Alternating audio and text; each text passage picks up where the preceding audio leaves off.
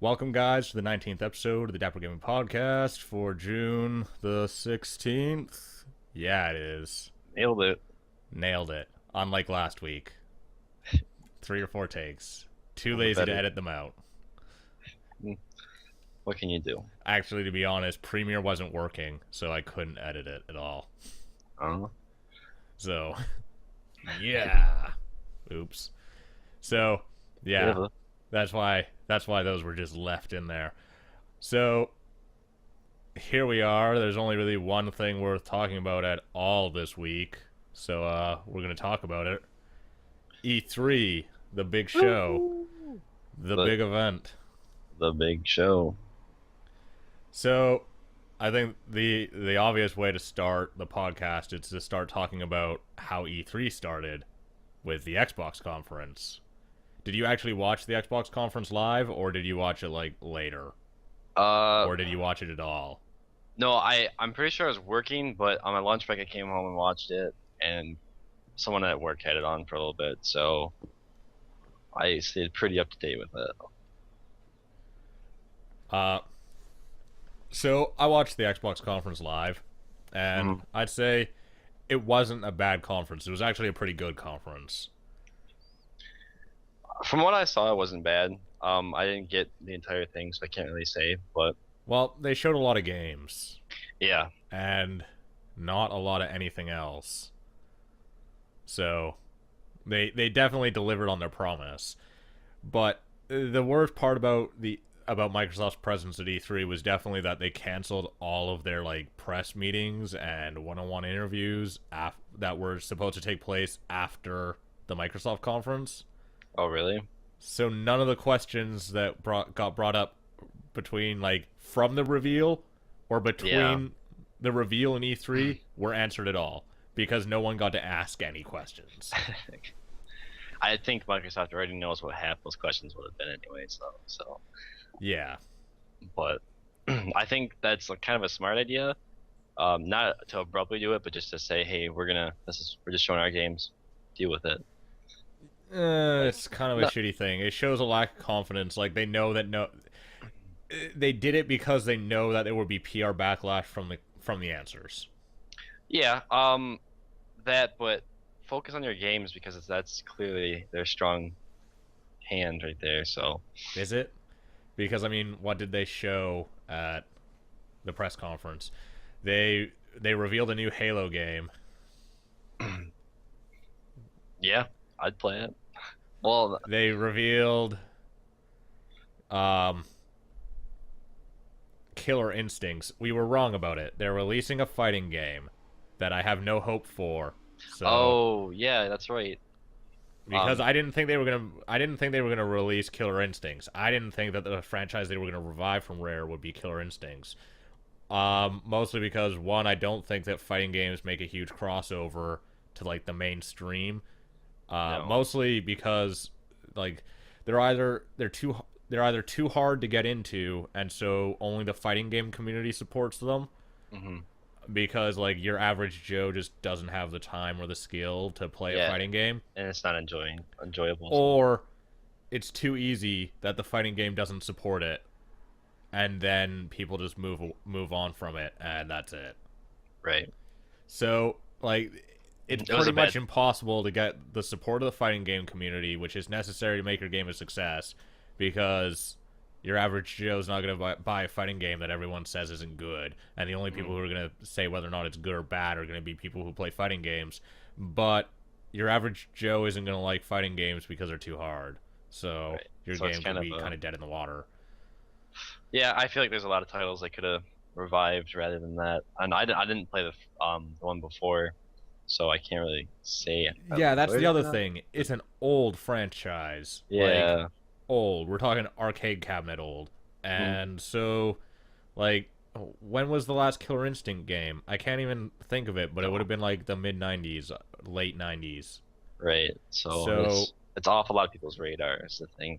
And that's the weird thing is because when you think of Rare, I feel like you think of a lot more. Unless if you're older, I guess, because... Well, you think like 3D platformer. Yeah. Like you think N64. What they were successful in, at least. because I mean, not to say that Killer Instinct Oh, wasn't Killer Instinct was successful, a huge franchise. It but was a huge hit. like, I mean, like I guess in like a newer age, I don't really hear a lot of people talking about it. I like as in my group of friends that I talk with about video games, I've never heard that brought up before. But I mean, I don't have that many fighting game friends, so I guess it kind of Well, doesn't the really other have weight there. issue But the other issue that they're having with this revival is that it's not even developed by Rare. It's developed by Double Helix, the guys who made Battleship, the movie, the game. nope. It's made by they made they made the Green Lantern, the movie, the game. Oh. They made G.I. Joe, the movie, the game. Yeah, wow. Nothing So MX versus ATV reflex. no, they only made the port. They only ported it for someone else. They didn't actually purposes. make the game because that game's actually good. But you can't include it. Doesn't count. Silent Hill Homecoming. The worst Silent Hill game in the entire series of Silent Hill. Front Mission Evolved, terrible. Well, Harker is I'll be that's not honest, even out. I'm glad it's this So- game that's getting this developer rather than something I actually would enjoy, like a Conquer game or a Banjo Kazooie that's getting shoved off onto them, where like the games in their like their history isn't strong, so it'd just be kind of a Yeah, there's no. I have this- zero hope for this game, and based off of what I've heard from people who have played it, it's not good. It's like the comboing is too loose, so you can just score combos like nothing. Like you just hit buttons and you get combos. sounds like And I'd the play. thing about fighting games is that like you usually have like really tight controls and like really tight timings, so that you actually have to learn the timing so that you can chain combos and like do special moves.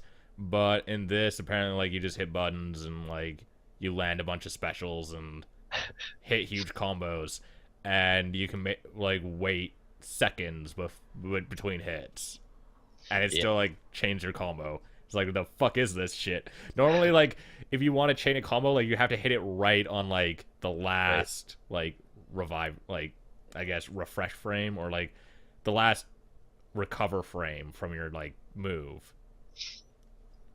But no, not this time. Sorry guys. So, it sounds like shit, and I'm not excited for it at all. But that's okay. That and the like, I feel like fighting games are pretty specific, like you said before, where there's the hardcore fans and then just the people that play them, and like there's no middle ground. And the fact that there's Mortal Kombat, Tekken, Capcom versus Marvel, like all that kind of stuff. Like, well, like I TTT, feel like Tekken Tag Tournament 2 isn't even that old. It's like the best fighting game on the market, at least in my opinion, because I really like Tekken games. If you like, because I like the individual limb control. Otherwise, you probably like Street Fighter 4 more. Like it's one of those two games, pretty much. well, the fact that I'm just saying there's already games out there, so it's kind of hard to jump into a market that's already being dominated and like honed by other companies. So, I mean, not that you shouldn't try, but that it's going to be a hard sell just like to try to get those people to try this game. So, but besides Killer Instinct, oh, actually, Killer Instinct's doing something interesting though regarding payment.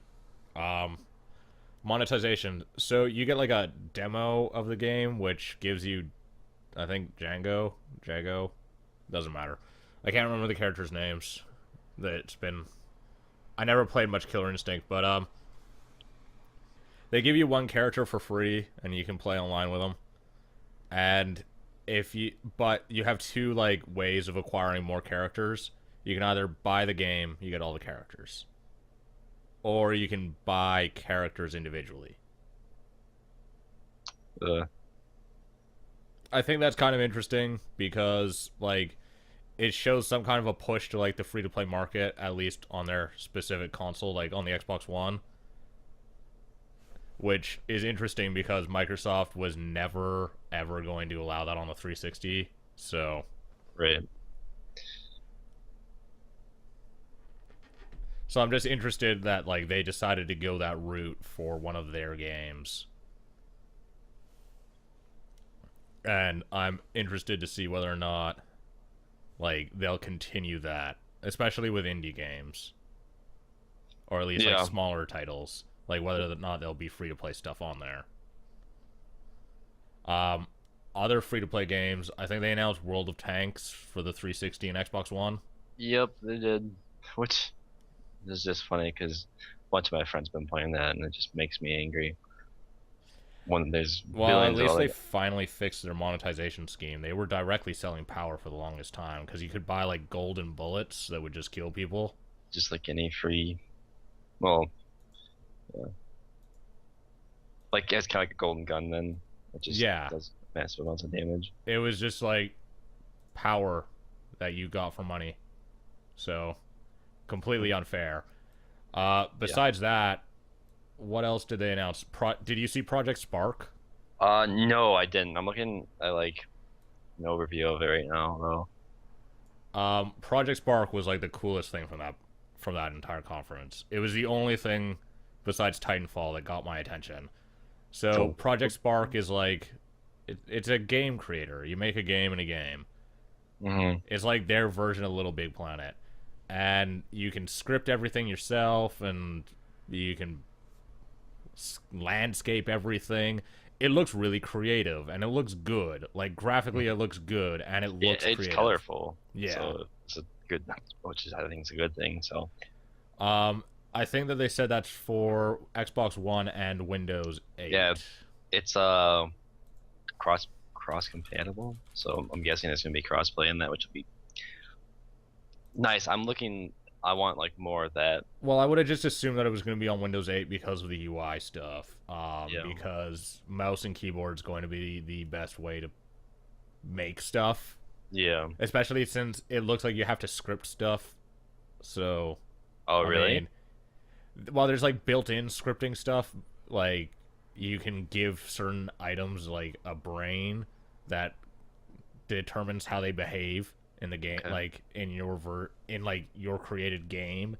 But if you like, I'm assuming that you can get more in depth than just dragging on like one thing. The whole UI looks like fairly broken to use with a controller, so which would probably explain why they were using a tablet on the stage. Yeah. So, do you want to jump into the first, I guess, trailer or game demo? You want to talk about Titanfall for a bit because I think that was a Yeah. really cool game. I could do that. Alrighty then. So let's jump into Titanfall. So this is how they ended the conference, was with showing off this game. They didn't announce it. It had been announced previously. I can't remember where or when it was announced, but it was announced. Mm-hmm. It's made by Respawn, which is this is Respawn's very first game. It's done by Respawn and EA, and Respawn is a bunch of the ex-founders of Infinity Ward. Okay. You know, the dudes who did Call of Duty, Modern Warfare. Yeah. And this game actually looks interesting. Unlike Modern Warfare 2 and 3 and Ghosts. So, Yeah. maybe it shows that the guys who made the original Modern Warfare, which was like the only good one of those like games in that series, Considered to be probably the best by a lot of people. well, it's probably like one of the best Call of Duty games, is like up there in the top like 3. Yeah. There's a lot of COD games, by the way. There's like 10 of them. Oh But yeah. Oh, this time. there's a goddamn, there's just a hand, there's more than a handful. There's like buckets of Call of Duty. And Titanfall looks like really cool.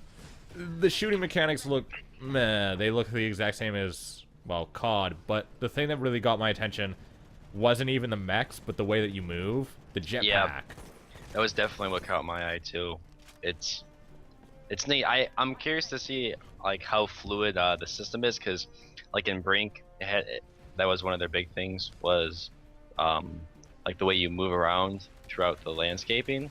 Yeah. That's kind of more like you're fluid. But this looks, you have a jetpack, you're bouncing around like, but you can't really fly. So it's it's interesting. Like, it kind of reminds me of TF2 in a way. Watching like the trailer for it, the guy just jumping around. I mean, obviously you have more freedom than that, like a scout, but it just I like having that extra like range of motion where you can go places that you don't like obviously can in the real world where you can fly, you can double jump, shit like that.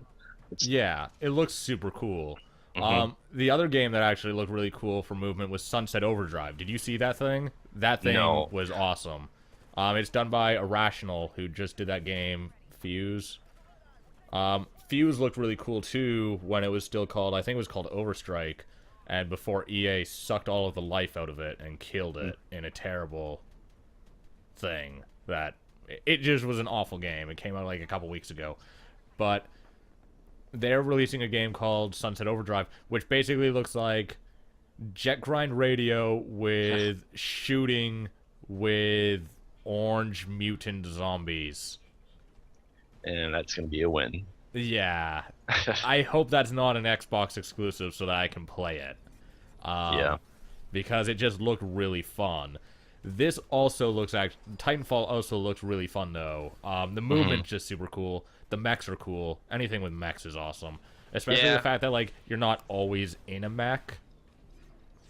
definitely. Yeah, because I don't strictly mech combat can kind of get a bit ridiculous slash like Well, if annoying. everyone's in a mech, then it like makes the mech less cool Yeah, because it's not special. right. But in this, like, you got tons of foot soldiers running around trying to capture points and stuff, and just doing their thing. They can still fight against the mechs. Like we saw that in the game demo. That there's obviously like high explosive weapons that let them fight against them. Right. There's a As lot of explosives. yeah, Yeah. and then also, um, you can like mount the mech and like shoot parts of it off and stuff. I think they're showing that in a second in this gameplay demo. Yeah, they're about to do that. When the guy like ejects from his mech and then he like lands on the other one and like starts shooting it. It's gonna happen in like 5 seconds. I don't That know. looks Oh, super okay, yeah, cool. no. You just played that whole scene out. Yeah, that is pretty neat. Yeah. And then he just like opens up that Oh, latch and like shoots it all out. there's a And tough. that just it looks super cool. We'll see how it plays. Yeah. I'm gonna bet that this is a game that plays better on PC than it does on console, just because of controls. Well, that Because and the new consoles do not have more buttons, so no, let's face it, you're just limited to a certain amount that you can press with yeah. it in that form. I'm gonna say on the PC as well because of the movement you have. That kind of it's not as sporadic as a lot of like PC games, but when you have that extra range of motion, like boosting or double jumping, and you're kind of like sprinting all the time, It's just it's easier to do with like it's more easier to deal. buttons. Yeah, Like because you can use like shift for sprint and space for jump and yeah, like that you can it's double jump and stuff. Like you have enough keys in the like the WASD range like surrounding it that you right. could control all of your movement with individual buttons. But then like you get a game like this was one of my huge complaints about Mass Effect 3 just from a control scheme point was that like you sprinted and like lunged over stuff with the same button because like you would sprint into stuff and lunge over it just Yeah. because of like a console restriction of there just not being enough buttons otherwise. And but if you have like individual buttons for that, then it just makes you like your movement so much more precise and it brings up the skill ceiling quite a bit. It Yeah. brings up the skill ceiling, but it also makes the controls just like so much easier. Well, that and like fast-paced games with different kinds of movement always seem to be better on the PC because you have more control over where you move. You have like it just. I mean, obviously, I'm saying that as a PC gamer. Some people will argue, but I like genuinely feel that I like think there that is. you're pretty hard pressed to find someone who could actually argue as to why an FPS game is better on a controller than a mouse and Yeah. a keyboard. So Well, you get those people, and everyone says it's preference, but it's if not you preference. if you It's get used to a fucking mouse, proven. you'll realize how yeah, no, it's proven and all that, but no, it's Microsoft just proved that with with that what was it? It was Shadowfall or whatever. no, Shadowrun. oh It what? was the only cross-platform game between PC and Xbox, and was a shooter. And PC players just always won and had way better KDRs and rolled over everyone. And They it did was, tests with Lost Planet too about that. did they? It was never like released in the public, but I'm pretty sure there were tests like There's been a in bunch of development. games that have tried to balance out like people playing with a controller versus people playing like on PC with a mouse and keyboard. And in the FPS, like you can't do crossplay for FPS because it's just so much. You're so much more accurate and precise with a mouse. Mm, So yeah. No, but I that game does look pretty neat. If it does come out, it is for PC, correct? it'll be out for PC. I'll be interested in it. It kind of seems I don't think this like game comes out until 2014 though. So so it's a ways away. I mean, yeah, nothing I'm like insanely excited about. It seems a little bit like a Battlefield to me. With well, it looks like different COD with outfit. Max. Yeah, well, I mean, COD with Max too. It's interesting, but nothing like It's not mind blowing. It's yeah, not like something we haven't seen before. right. The one of the things that actually I think that we should talk about a bit about the Xbox One, and then later we'll talk about the PS4 for this exact reason as well, is the Xbox One didn't really show anything at launch. Like Like we don't there, there's no reason to buy this system in the year 2013 because what's going to be exclusive in 2013 for it? Nothing. Most of the games that are coming out for it, Watch Dogs, Assassin's Creed, Call of Duty Ghosts, Battlefield 4, are coming out on the Xbox 360. right. And they're coming out before the Xbox One launches. Because, like, I think Battlefield's confirmed for October 24th, I think, is the release date for that. Yeah, it's fall sometimes. So. And Call of Duty will be also, I believe, October. So why like you're gonna wait a month to play these games with 1,000 other people? Like, well, not 1,000 other people, but I mean, I don't see a lot. I don't see a reason to buy any. Like, I'm not gonna buy any of these games twice because they're not gonna have cross-platform play. Like, Right. you're not gonna be on an Xbox One playing with people playing on the Xbox 360. That's just not gonna be the case. Um, I mean, obviously, I could be wrong, but I don't think I am. And I feel really strongly that I'm not. Yeah, no, I definitely see that too, though. so like no one's gonna buy these games twice, and if you want to play with your friends, most of your friends aren't gonna have an Xbox One or a PS4, so you're gonna buy it on the Xbox 360 and play with them. So none of the like the multi-plat stuff you're gonna is worth buying, obviously, on the Xbox One, and they don't have any exclusives. At least none. At least none in 2013. There's Yeah, apparently a launch lineup for this thing. They're like, there's going to be a good chunk of games, but most of them are multi-plats. So right. who cares? They didn't announce like they didn't show off any exclusives for 2013. So besides is it Gran Turismo? No, it's not. It's Forza, right? Yeah, Yeah, Microsoft is Forza with the Drivatar. drive time. Drivatar. It's a computer that learns how you drive and then plays for you online when you're not there. It's the best game ever. Drivatar. Hmm. You want to move on to the next game? Um, Trade them. no, there's one more thing to talk about. Indie games for the Xbox One. Oh. Did you see that list that I linked you? No, I didn't. That's Wait, okay unless if it's on Skype. because it's in Skype, but their servers seem to be down. Okay, I thought it was on Steam. But yeah, no. No. Um, so two indie games coming out for the Xbox One. Two? Two. Hmm. Minecraft, Mm, best game ever. because we need And more versions of Minecraft, yeah. and a game called Below, which is like a survival game. Oh, yeah. That actually looks pretty interesting though. Yeah, but I think Below's actually I think that is an Xbox One exclusive.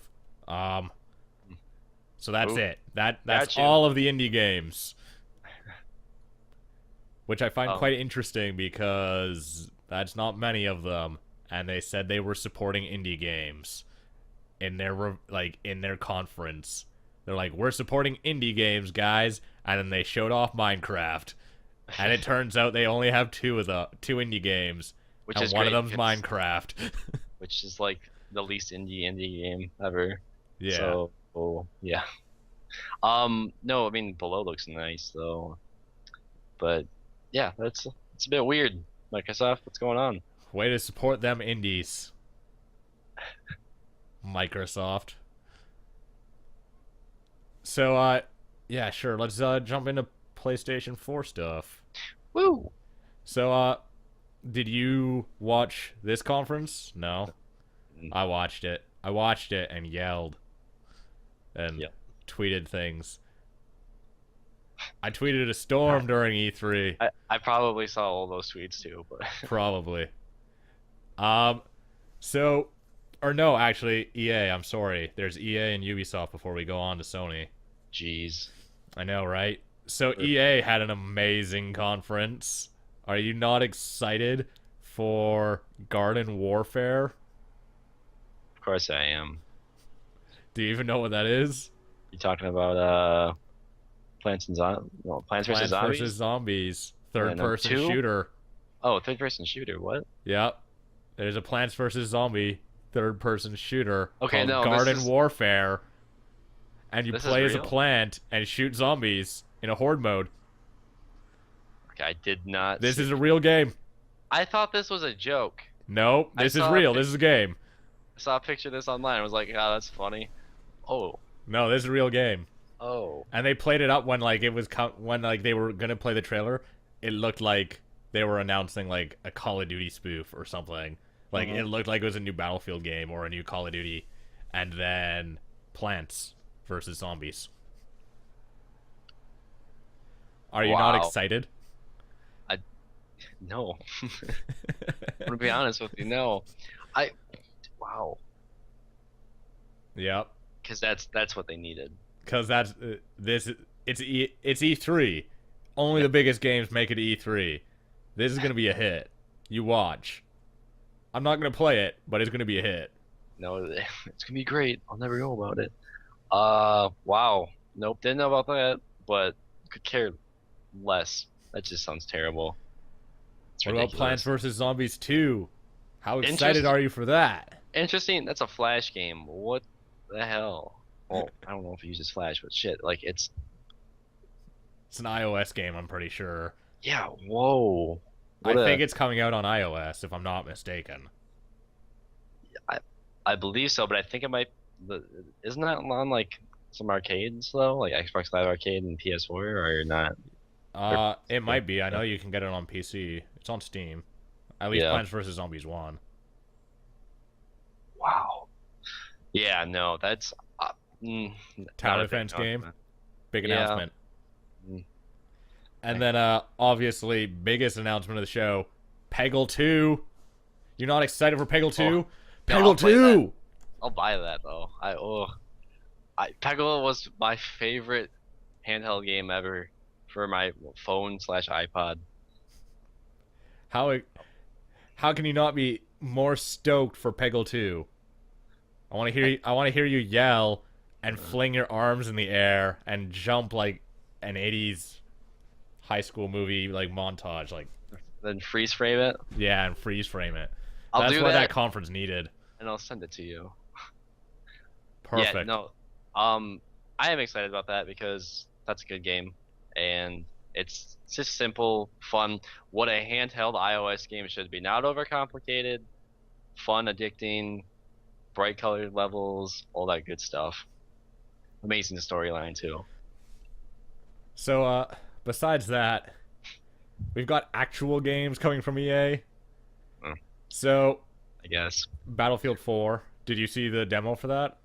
The multiplayer demo? Yeah, they were live streaming it, I think, from the floor. I watched a Yeah. little bit of it. I'm sold. to be honest. I wasn't going to get a new Battlefield game because Battlefield 3 was a piece of shit. But I'll get Battlefield 4 because they brought back Commander mode so you can actually play the goddamn game. And they fixed squad management so that you can actually play the goddamn game. Because without Commander mode and really terrible squad management with like a cap of 4 people in a squad, terrible for 32v32. Because which is like how you play it on PC. It's always 64-bit or 64-person battles. Yeah. Like that's just what you do. But without commanders and without proper squad management, the game's terrible with 64 people. What does squad commander add to it? If I remember right, no, it's not squad commander. It's commander mode. There's one person who tells all the squads where to go, and then he can talk directly to the squad commanders. That person's actually not like a player though in the game. They're like their own. They're a player in the game. They just have a bunch of other shit that they can do as well. Okay, no, then that's... But the thing is that they're so busy doing all the other stuff that like they usually just sit and spawn. Right. Because you have to kind of... Okay, yeah, no, that's I noticed that from Battlefield 2. I never played that. I kind of started playing when that game was dying. I think 2142 came out or something, but... Well, 2142 also had a commander. I never played that, though, so... Yeah. But yeah, no, that's a interesting thing. I didn't like the squad That was a key part of Battlefield, and they took it out for Battlefield 3, and it's like, what are you doing? Yeah. Like, it made sense in Bad Company 2 not to have it, because you had 32 player caps, so it's 16v16. You can pull that off with 16v16 because like it's a smaller map, it's less people to manage. But 32v32, you have 8 squads. Right. You need someone to manage them to make sure they're coordinating. Otherwise, like the big reason why Battlefield 3 sucks, is a terrible game in my opinion, is that there is no team coordination because your team's so big and you can't coordinate between squads. Yeah, I definitely agree, and it just becomes really, like, I don't know, everyone lone wolves. Yeah, no, that's what it is, and you just do your own thing, and that game has never been that, and never was supposed to do that. And I know they have like role-playing servers where you have one role and you can only do that, like you fly. I mean, that's not exactly what Battlefield was before, but it adds more of like an immersive element to it, so it kind of helps to add that, but you can't really add what's not in the game. So yeah, no, that was one big thing I didn't like about the game. Yeah, so with them just bringing that back, like, I'll get Battlefield 4. I'm down with that. I don't know if that'll sell me, because I think it'll fix most of the problems that exist in Battlefield 3 for me. So also, the Shanghai Siege map looked like quite cool, even though it was obviously scripted that building fell down. I don't care.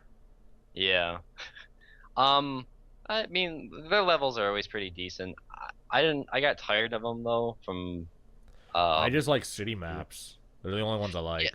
Yeah, I don't like desert maps. I like having cover, and they just, I don't know, never really planned it out well. I thought it was always kind of just like, we'll put a little bit of cover here and a bunch of open space, and then yeah.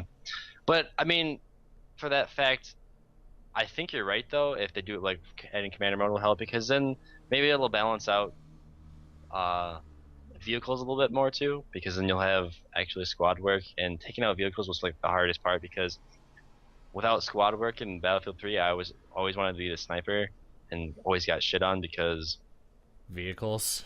Because of vehicles, and you would never have an engineer to take care of it, and if you have more of a team-based action than that, it would probably work out a little bit better, I'd imagine. So yeah. No, I'm actually optimistic about Battlefield 4, and generally I'm not optimistic about FPS games at all, and I think that maybe they can give me what I wanted in Battlefield 3, which was a graphically updated version of BF2. So yeah. Another thing I heard some people complain about was the lack of classes in Battlefield 3. Oh, if they don't bring back all the classes, then fuck it. Because there were only 4, I think, in Battlefield 3. They merged the medic and another class. I think it was support. Well, yeah. Well, no, it was support, like the special ops guy. And okay, medic and special ops were merged, and support and heavy were merged. The guy with a machine gun. because he like didn't used to be able to give it ammo. Hmm. Yeah, it just totally broke the game. It did because It was an oversimplification of the game, and it ruined a lot of the gameplay for me. So, yeah, maybe if they just made Battlefield 2 with new graphics like that would be amazing. yeah, it would So, be. It does look pretty interesting, but yeah. besides that, Battlefront 3 was teased. That trailer was okay when it didn't give you anything whatsoever. But uh, I'm excited for the game, but at the same time, is EA developing it or are they just publishing it? Um, their Dice Los Angeles Dices. is doing it. That's right. The Dice Los Angeles is like they were formerly, I believe, Danger Close Games. So if we look at what they did Medal of Honor Frontline, Medal of Honor Allied Assault Spearhead, Medal of Honor Rising Sun, Medal of Honor Pacific Assault, European Assault, Airborne, and then they also did the Medal of Honor single player in the reboot in 2010, and then they did the Medal of Honor Warfighter, which was terrible, and everyone shit all over it. Yeah. And they also did Command and Conquer for Tiberian Twilight. GoldenEye Rogue Agent as EA Los Angeles. Yeah, but specifically as Danger Close Games, their two games were not good. Medal of Honor single player was not good. The multiplayer was. The multiplayer was done by DICE. But the single player was crappy in Medal of Honor. And Medal of Honor Warfighter was just all around terrible. So I don't have much hope for Battlefront 3, especially because I'm already betting that they're going to make it a first-person game. That, and I feel like it's just going to be what it's going to be very similar to Battlefield. Yeah. That's not what I want from that game. I mean, not to like sound selfish, but I feel like a lot of people sound like that too, though, is you don't like it's its own type of game, and it can be good without being Battlefield, and I think they're just gonna make it geared towards like that. So yeah, and I bet it's gonna be first person, and that's just that'd be such a bummer, because that's gonna be a huge bummer. I don't have much hope for it, and I think by having no hope, it might let me get through this dark time. I might be able to live through all of these terrible subsidiaries being renamed to reboot franchises I like. So, because that's a very consistent trend right now, is buying up really shitty developers, renaming them, and making them take over treasured IPs. And we wonder why we get so many terrible reboots. And so I'm a little bit disappointed that DICE Los Angeles is doing Battlefront 3. Right there with you. It's too good of a game series to see go down the toilet. So yep. I hope for the best, but expect the worst. Pretty much. What else did they announce at EA? They announced a new Need for Speed game. They announced Need for Speed Rivals, which looks like Need for Speed Hot Pursuit, but I don't know. Newer. It's got the cop mechanic. I like playing as cops and chasing down bad guys, and I like playing as bad guys and running away from cops. So, Need for Speed. It's got everything you want. This is a perfect segue to the Ubisoft press conference, by the way, because Need for Speed Rivals was actually looking really cool, and then an hour later, Ubisoft announced a game called The Crew, which is new IP, and it's a racing game where you play co-op with friends. It's online. You play against other people, like with your group of people, your crew, and it's a racing game, and it made Need for Speed Rivals look like a hunk of shit. I was like, Need for Speed Rivals is looking really good, and I was excited for an hour. And then I was like, man, this game looks so much better. Did they release gameplay for that? For Need for The Speed crew? Rivals or for the Oh, the crew? crew. They did a live gameplay demo on stage with four Okay. people, I have to see this because, and yeah, it was amazing because one of the guys, like, they were doing the demo, and one of the guys, like, was supposed to make a right hand turn, and he just drove into a wall. That was the point when you knew the demo was live and not scripted, was when he just drove into a wall, like, face, like, head on. He's like, I meant to turn. that's great. But the crew was actually looking really cool. One of the nice things about the Ubisoft press conference was they announced a lot of new stuff, like just Yeah, new they did. IPs besides Assassin's Creed 4. Uh, which, whatever about that, but I know it has pirates and all that jazz, but Pirates are cool. I guess. Aisha Tyler seemed to think so too, but Girlwood, hashtag yeah, Girlwood. I like her, so I enjoyed that conference. But um, yeah, what did they announce? That Tom Clancy game? I can't think of it right. The Like the name of it. Division. The Division. Holy shit! I That Okay. which, One of the really surprising things about the Ubisoft conference was that they surprised me twice because I really didn't think they were gonna like throw new IP out, and they did. yeah, I was not Okay. expecting the crew at all because that was like a really cool new thing. It's like you like smash up cars and play co-op with your friends online and like go on heists and shit. And then they announced The Division, which is like a third-person open world MMO third-person shooter. They keep saying RPG, but no one's gonna roleplay that game, so eat my ass, Ubisoft. So yeah, like the Division was really cool. I mean, it's Yeah. obviously it has nothing to do with Tom Clancy at all, but No, like maybe one of his books relates to it, no, but they don't. none of them. It's not based off of a book, to Oh, my it's just knowledge. they just added his. It's just got his name. Well, I that holds a lot of weight to some people though, so Yeah. I know why they would do that, but uh, blown away. I can't believe it. Yeah, What? the only thing that I can tell you though is like we didn't see Vegas 3. They did. So I didn't hear anything about it. Did they do something with that? Well, they they touched base on it. I believe that they said it's being developed for next gen consoles now. It's just called I think it's Patriots is what it's called. Yeah, it's being developed for next gen consoles. So I'm guessing what they mean is like expected 2014 release. But other than that, I don't think I saw much about it. I think they did like a little interview about it and just kind of like said, yeah, this is what, because I think people were expecting it. So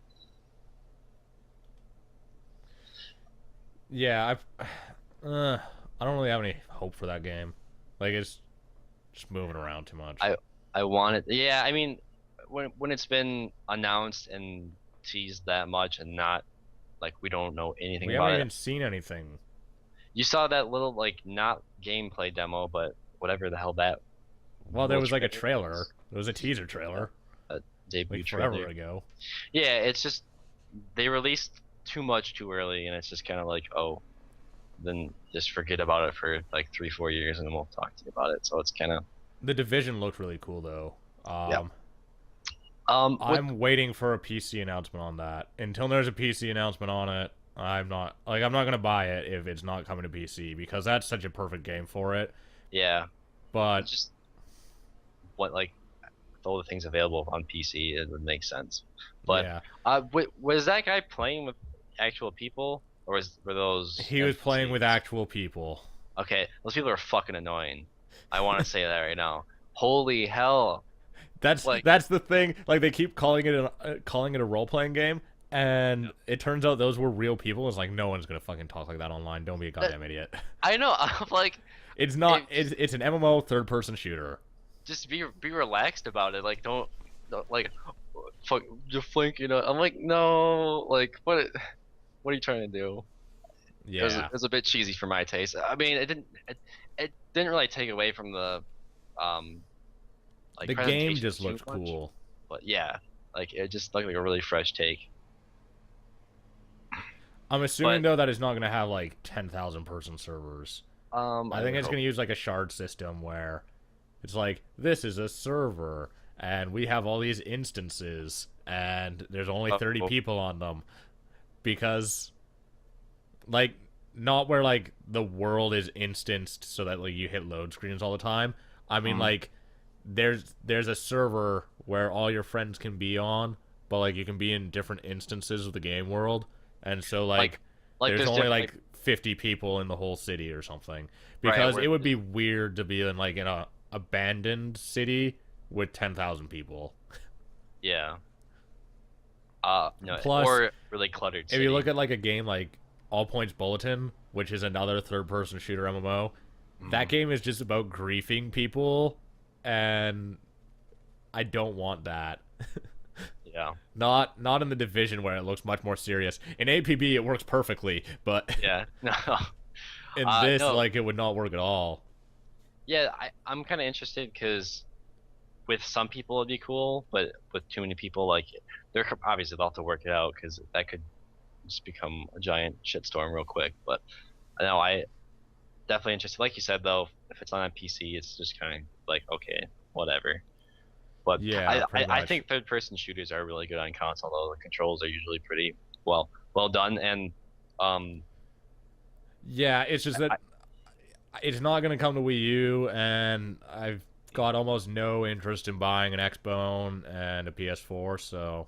Right, so... Like, they're very expensive. I could get a new graphics card that would set me up for the rest of this gen for the cost of a PS4, so... Yep. Like, that's... When I say rest of this gen, I'm already on next gen time. I keep saying this gen, and I keep referring to next gen. But basically, like, I could buy like a 770 for the price of a PS4, and it has 2.5 times the graphical computational power, and I already have a faster CPU. So I would be good for the next 8 years. So it's like, buy this or upgrade my gaming PC and be good to go for another generation. Exactly. That's how I was viewing it too. Yeah. But plus, I don't have even the money to buy a new graphics card, so so that's another reason why I would not be buying a PS4 or an Xbox. Yeah. But no, like, Ubisoft actually had some good announcements with The Crew and Division. Those were two really cool games. And very just not expected games, like surprises.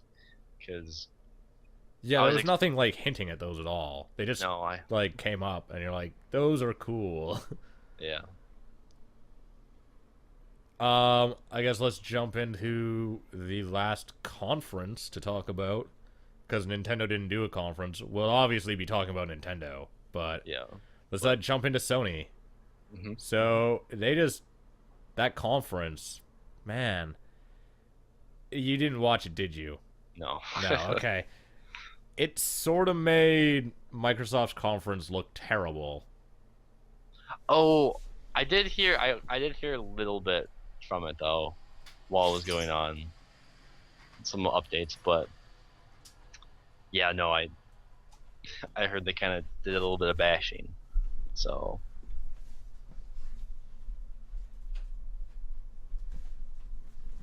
sorry, I had to turn on lights and crap because it's starting to get dark here while the sun's coming down, so it's like in an awkward angle. They did a lot of bashing. It was, well then, we lost the call. Sup, guys? I'm not very happy right now. Hey, everybody. I just realized that we dropped a call, and XSplit likes to do this thing where it resets all the volumes on the call when you drop one. So we have like half an hour of unlistenable, unredeemable crap, specifically about the PlayStation 4. So we don't have... You're just not going to see that we were briefly... The way this is going to work is we were talking about it, and then we're going to fade into this part where I'm explaining how We talked about it, but you're not going to get to listen to it. So the way that we're going to round this up is I guess our conclusion is that both the Xbox One and the PS4 don't really have any exclusives that they've announced. Not really. The Xbox One has like 2 exclusives that have been announced, and the PS4 has 4 exclusives that have been announced. And when I say announced, we have a name, we have a trailer, we know what the game is. But Nintendo, they're doing amazing on this part. Like, they're killing it. Yeah, they're killing it. Especially with that Nintendo Direct when they announce like bajillion games. I mean, a bajillion is probably the most accurate number. Yeah, that's more accurate than 19. Yeah, which is the actual amount of exclusives that have been announced for 2013 and 2014. 19 of them from Nintendo. You can't count that that we've on seen. Your hands. You can't count that on your hands. Some people can't count that on their hands and toes. Yeah. If they're missing some toes or fingers. And that unfortunate, my thoughts are with you. Yeah. But like we were talking about this before I realized we lost the last half an hour of podcast. But fuck, 25 minutes of podcast. I'm still mad about that.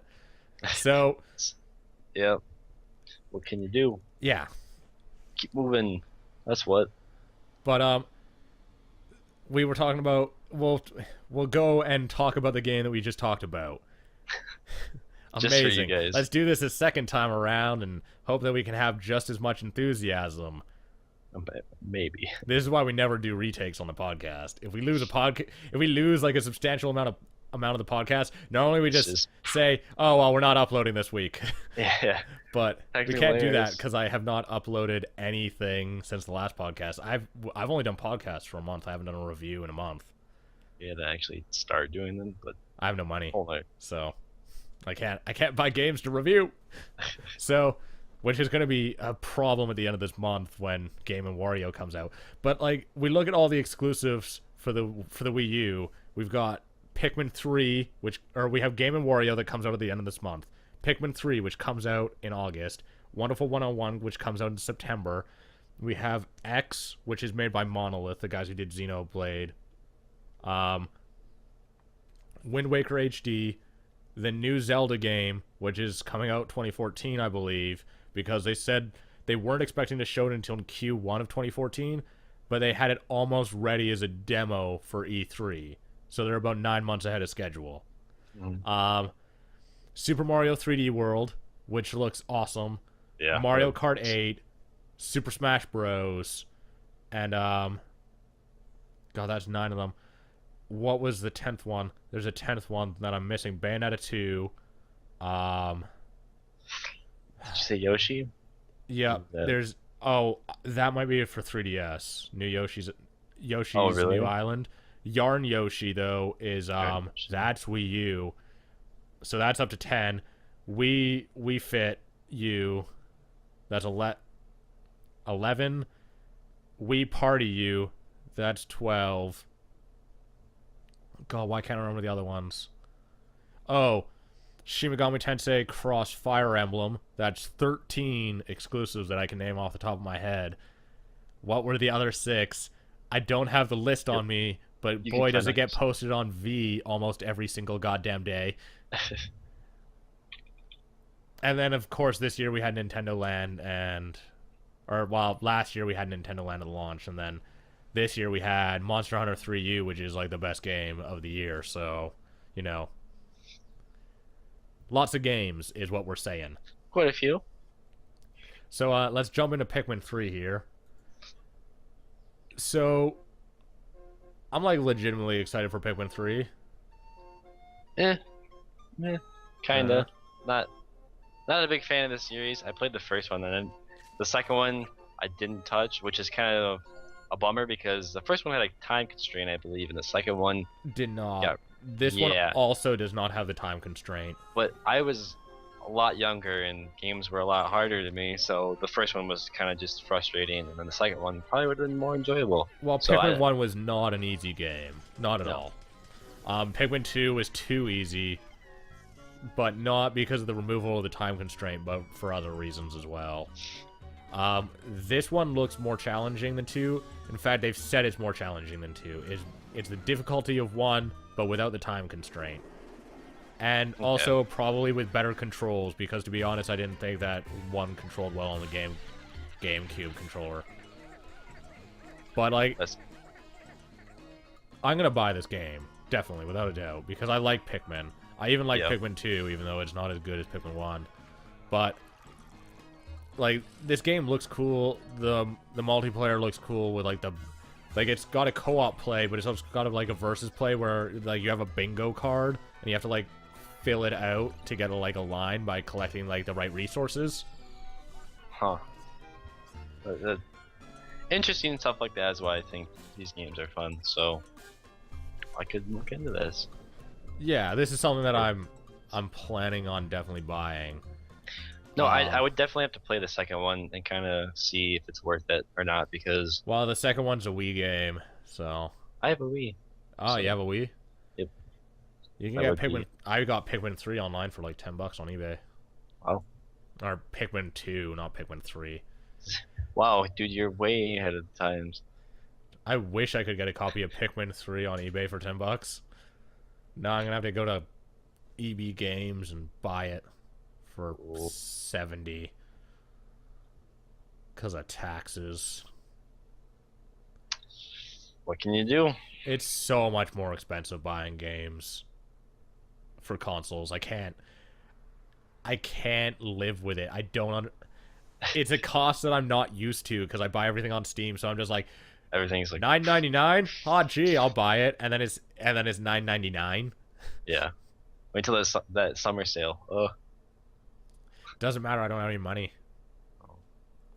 I don't have any money in my PayPal. I can't use my Visa. I don't have money in the bank, which is why I can't use my Visa. So summer sale. Come on, you can't hurt me. I have no money for you to take this year. Bring it. Speaking of that, Witcher 2 currently on sale. Get it if you don't have it. Yeah. I think it will be not on sale by the time I upload this, so that sucks. If you didn't get it, you're a fool. Yeah. But no, like Pikmin 3 looks really cool. I'm totally down for this game. Mostly because like there's not enough strategy games on console that are actually designed around what consoles can do.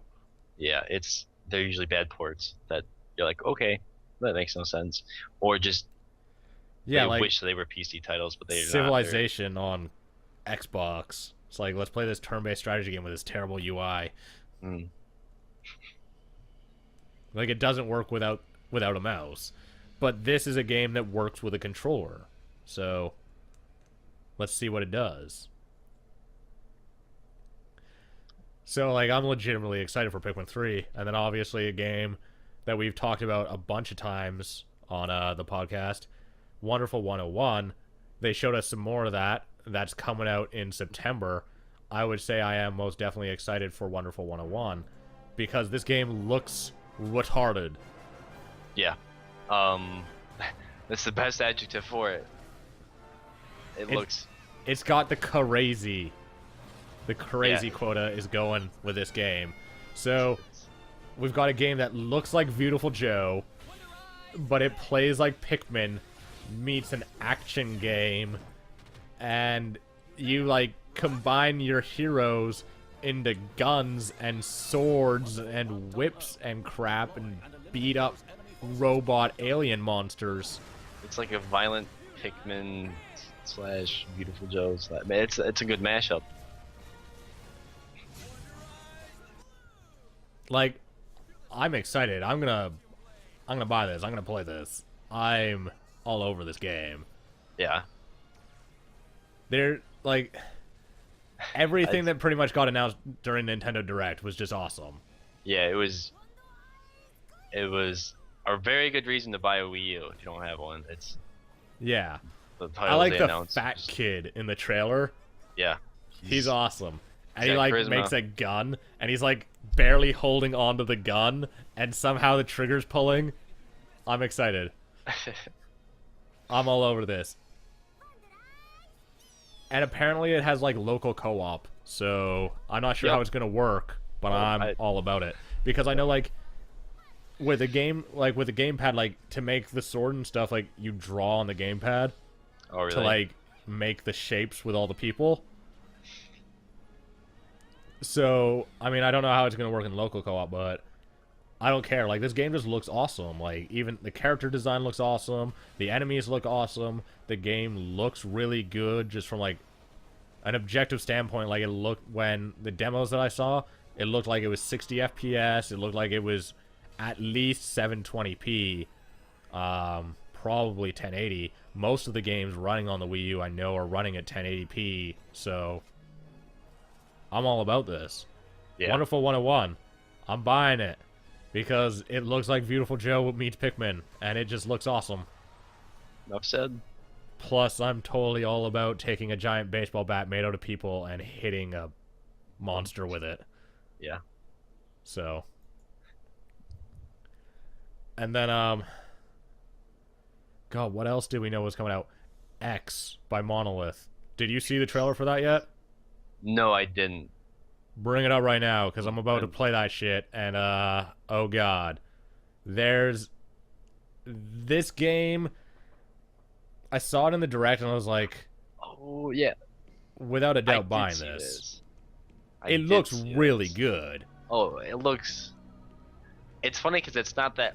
It doesn't have that Nintendo shine to it. It looks pretty, Well, it's not made by Nintendo. It's made by Monolith, who made, yeah. arguably one of the best Wii games of the whole console. Arguably one of the best games of last year, which was Xenogears. Or, Xenoblade, I mean. Xenoblade Chronicles. All the Xeno games, like, they don't extend on story, but they're all set in the same world. And so, like, you're in this crazy world with, like, these giant monsters and mechs, and you just, like, go around with friends, and it looks awesome. Like, yeah, it looks so good. What this game reminds me of, it reminds me of Monster Hunter, but with mechs. With tanks and mechs and planes and shit. Yeah. I'm all about this. I mean, we pretty much haven't seen any gameplay, but I don't really care. Because you can fly around a mech and fight giant monsters, and that's enough for me. Because anything where you get to, like, open world, fly around in a mech and kill monsters, totally cool with it. Yeah, it reminds me of something of,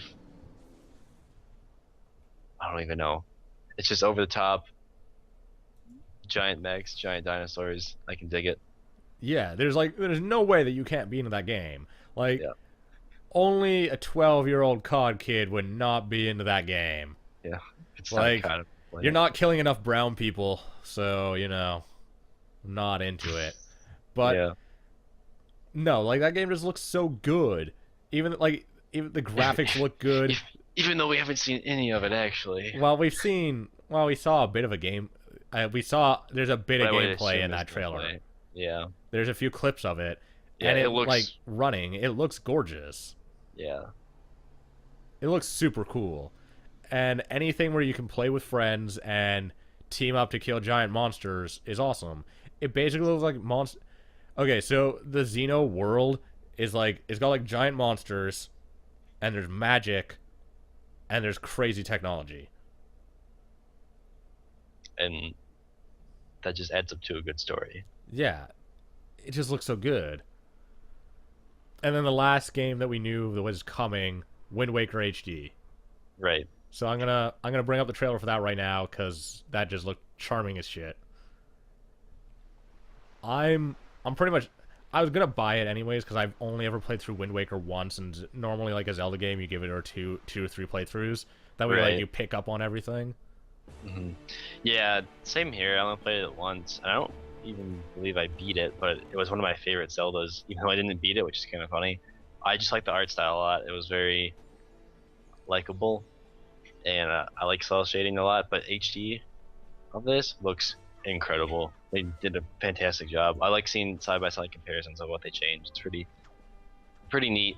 I mean, obviously you can't go too far, but they did exactly what they needed to, and I'm glad they brought it back. So, Well, I would say like Wind Waker is like one of the best looking Zelda games of all the Zelda games. I would say it is the best looking Zelda game, purely because of the art style and like the way the lights look. Like in the trailer, I just got to the part where it's like the cove, like the pirate cove made out of stone. And it's got like the spotlights. It looks so cool. Like the lighting just looks awesome.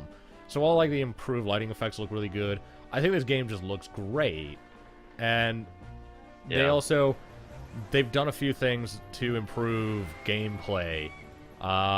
They sped up the ship.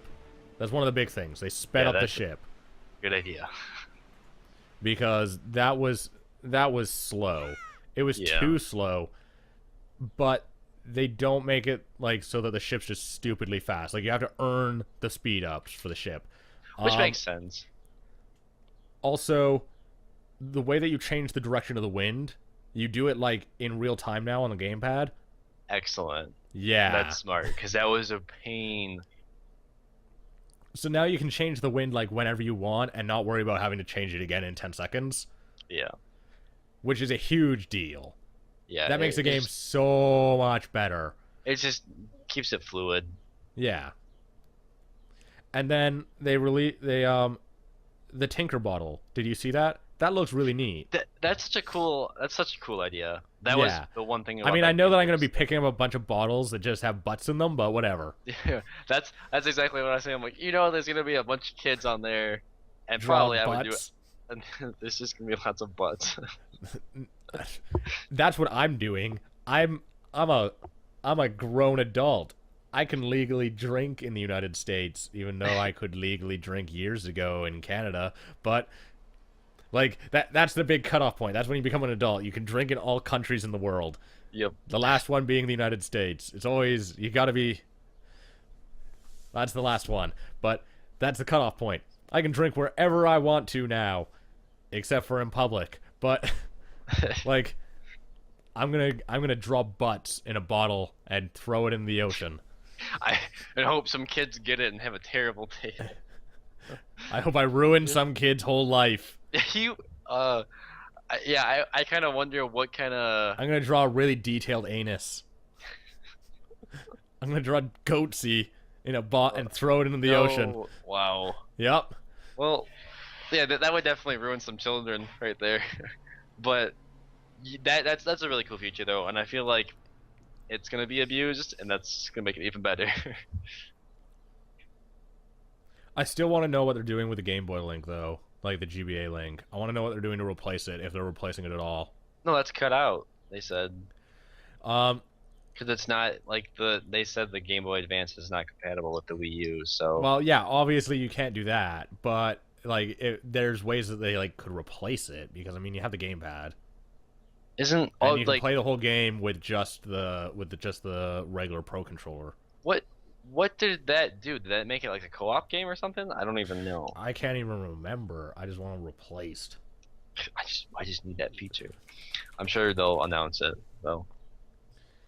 God, what could you do with the Tingle Tuner? I thought like the Tingle like bottle was the answer to that, but.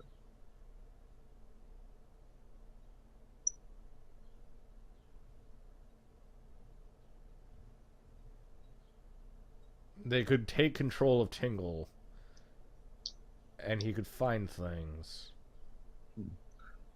Must-have feature. Must-have feature. Don't care. Barely. Don't even care.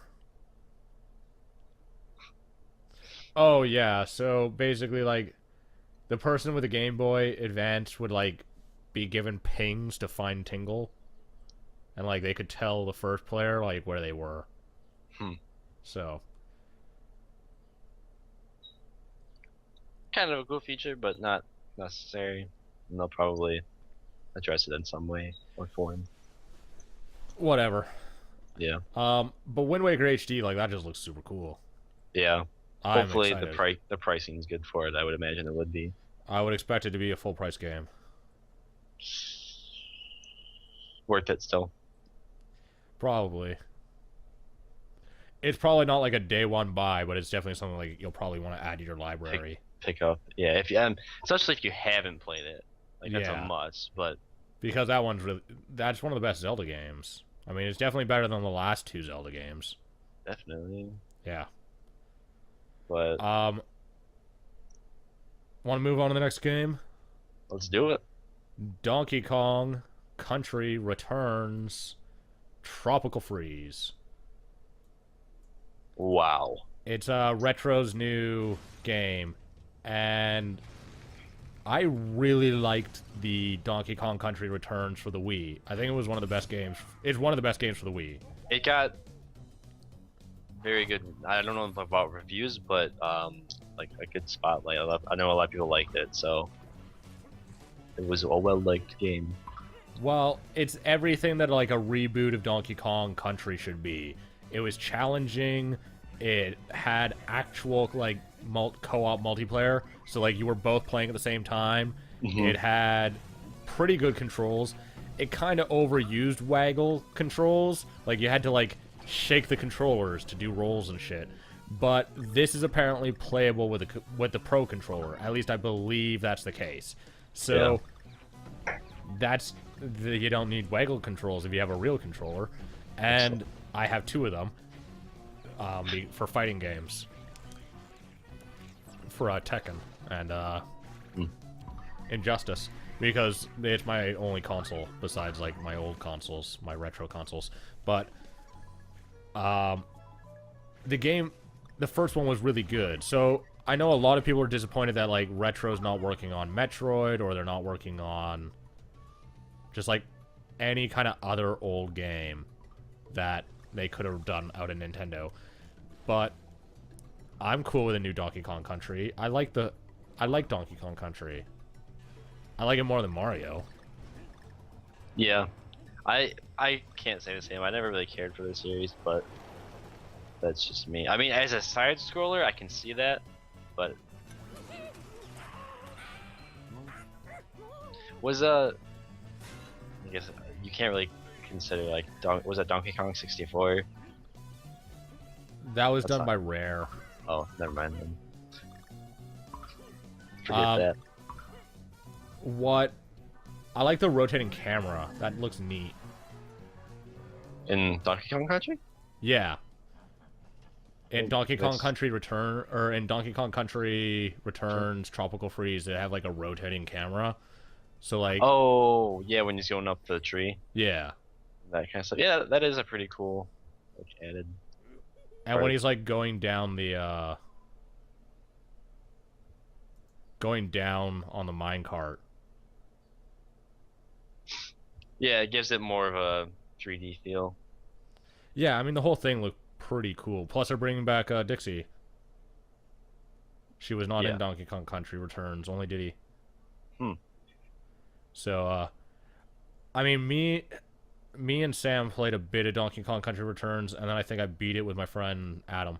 And that game's so good, two-player. And the boss fights are good. The whole thing's good. I have a lot of confidence in this. I think it's going to be a very excellent game. So, it's just like title after title in the Direct was like, well, I have to buy that. Because, I mean, like, out of what was announced, out of, like, Ubisoft or EA or Microsoft or Sony, it's like, each of them announced, like, 2 or 3 titles I have to buy. But every game that was announced, pretty much, out of the Nintendo Direct was like, well, I have to buy that. And they're like, a lot of them were $60 titles. Yeah.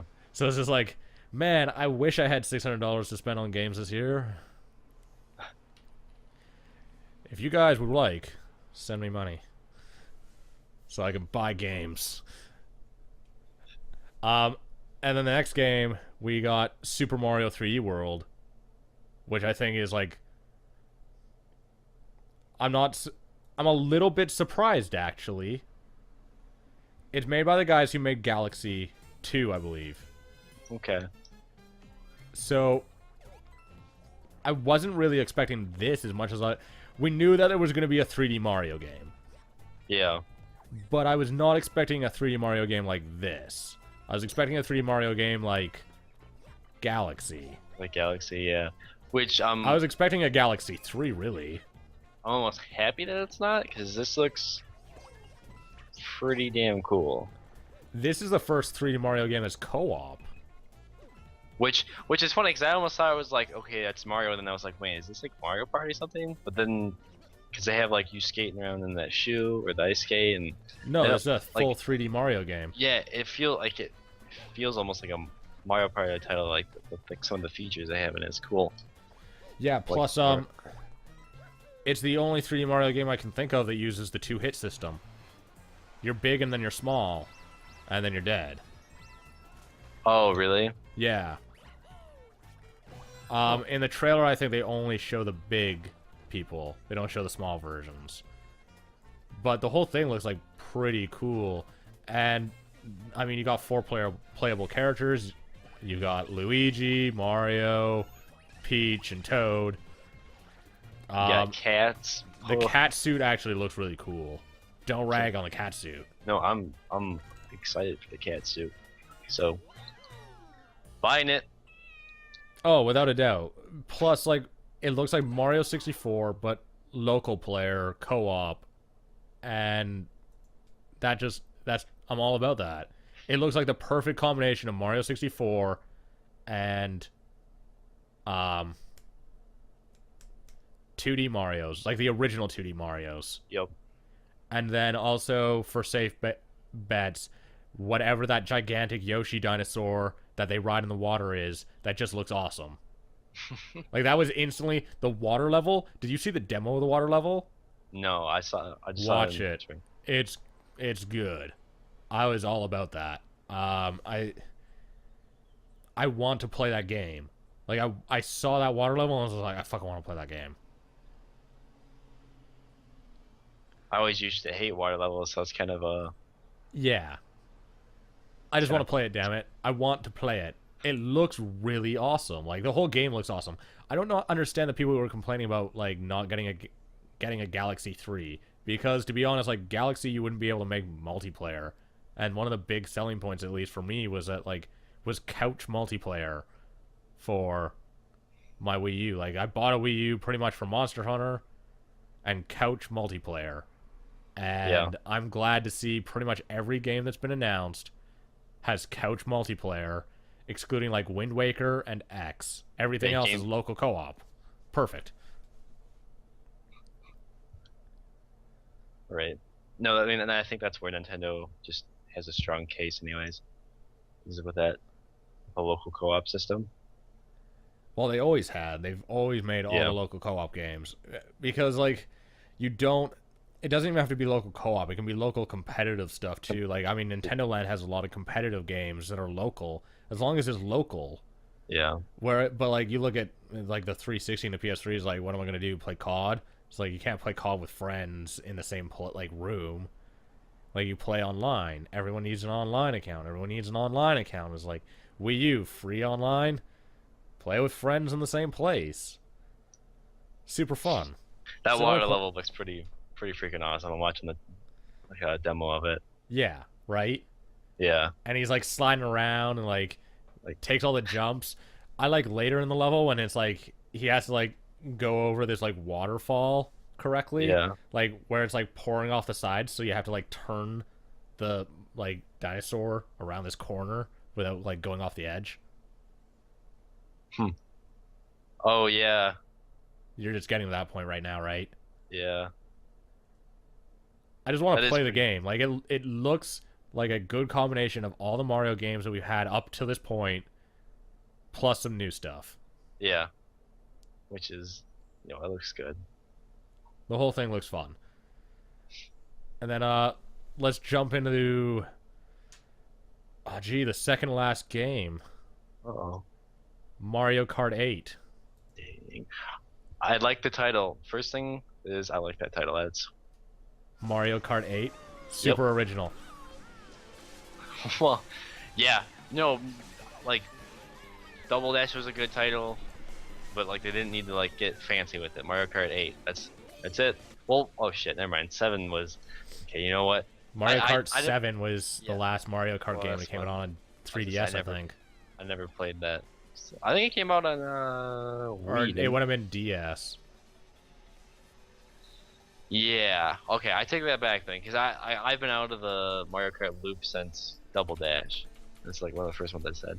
I thought like this was starting off on the original titles, but No, because what Double Dash is for the Wii, right? Because there's only ever one GameCube. Oh, Yeah. the Mario Kart 7 would be on the Wii. on the Wii.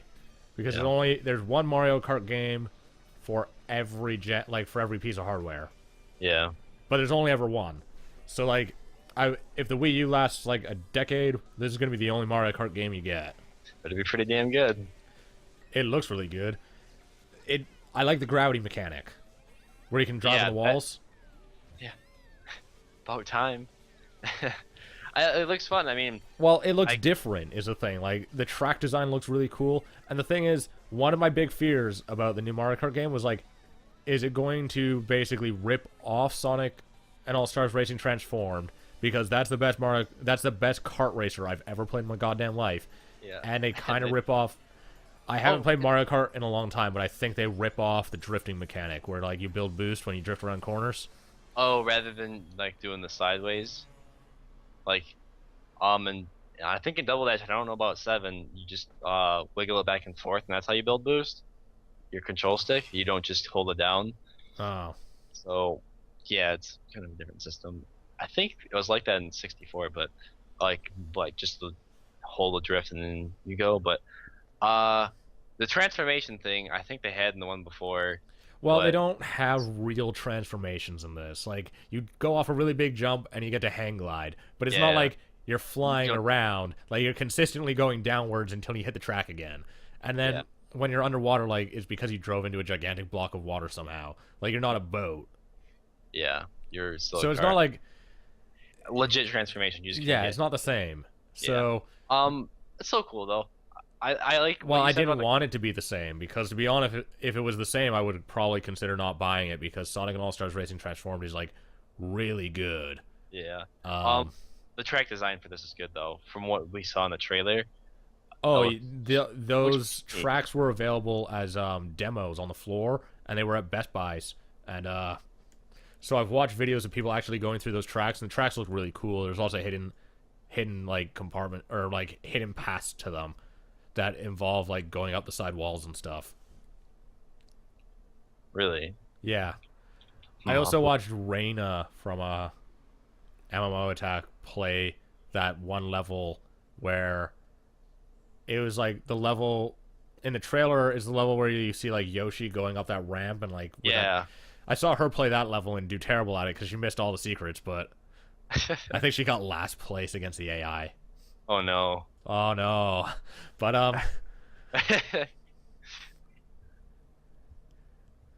no, I definitely like the level zone. I think that's a big seller because I played the one for the Wii and didn't care for those. I never cared for the system of the motorcycle and the karts. I wish it was just still a kart racer and stuck to that. Like adding that element doesn't really seem to do much for me. But the hang glider thing is kind of cool too. I don't know if they had that in the one before, but the whole thing just looks really good. I'm excited to play it. It looks definitely different than any of the other ones, and it looks different. It looks different enough from the other ones while still retaining like being Mario Kart. Having the map on the gamepad is pretty cool too. I just saw that. That's really just a neat feature. Rather than having plus it has off-screen play, so like you can play the game on the gamepad, which means that it's 5-player local co-op or 5-player local play.